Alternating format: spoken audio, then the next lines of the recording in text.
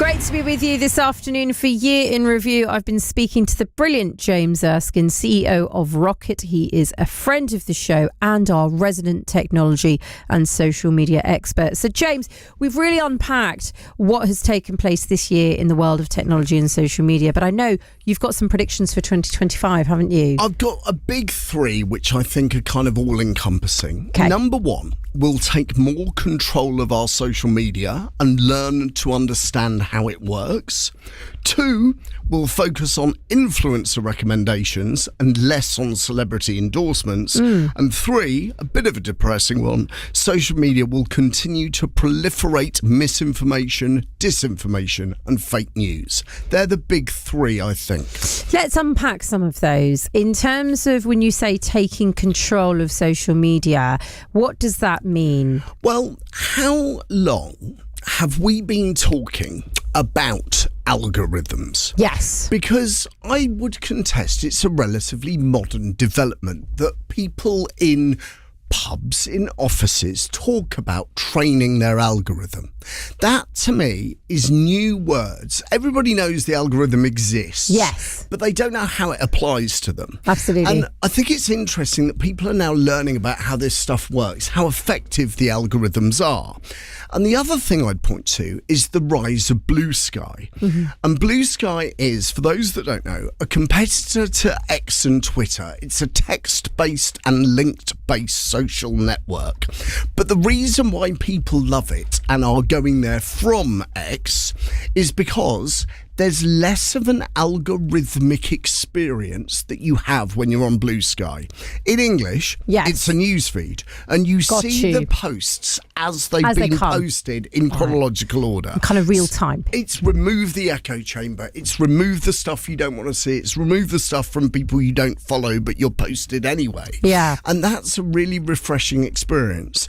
And getting a bit more geeky, the joy of Blue Sky is you can actually control what the algorithm does.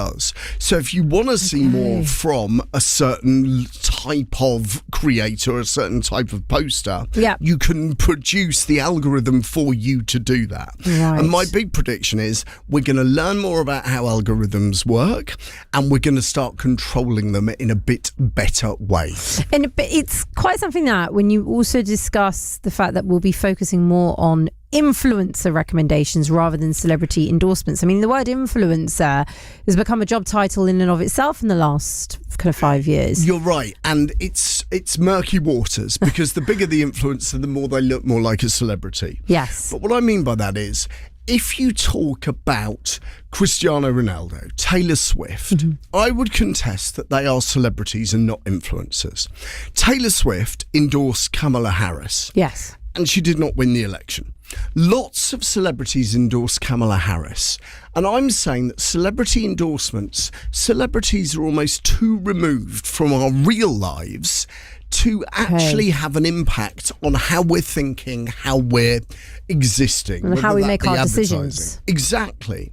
Whereas influencers, I may follow an influencer on football that you've never heard of. I may follow an influencer on gardening. It's a really bad example because I never garden, but anyway, Yes. that you have never heard of. Influencers, I think, are specialists and more niche. Okay. And therefore, as you get closer to the daily lives of a content creator, they're going to have more impact on your thought process. Interesting, because obviously you don't want that then to become an echo chamber. Exactly. But at the same time, it's quite something to see the way, if you will, the power shift around kind of the zeitgeist and how people think, Yes. the general public, and who they will turn to and rely on. And just finally, the sadder part of this, social media is still continuing, in your prediction, to proliferate in misinformation and fake news. I just think it's funny. Disinformation and misinformation seems to be broadly a label employed by the left, and fake news seems to be meaning the same thing employed by the right. The right, okay. But both are true in parallel. There are things that you see online that are not true. There are experts